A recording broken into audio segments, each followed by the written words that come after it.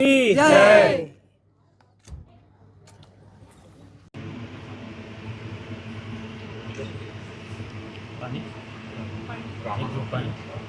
Hello,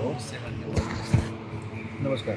मी आता लोटे परशुराममध्ये आमचे कोकरे महाराज ज्या ठिकाणी उपोषणाला बसले होते त्यांना मी विनंती केली. त्यांनी आता ते उपोषण सोडलेलं आहे.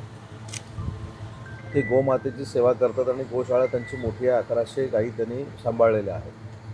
आता मला असं वाटतं की हे फार मोठं काम आहे आणि त्याच्यासाठीच आम्ही सरकारमध्ये काम करतो.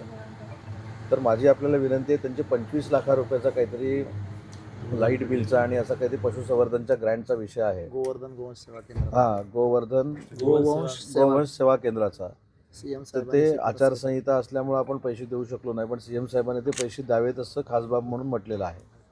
तर त्याच्यावर आपण जर मार्ग काढला तर ते त्या कर्जातनं मोकळे होतील, कारण त्यांच्यावर कर्ज आहे. गोमाता सांभाळत असताना ते कर्ज काढून सांभाळत आहेत आणि अशा व्यक्तीला आपण सगळ्यांनी सपोर्ट केला पाहिजे असं माझं मत आहे.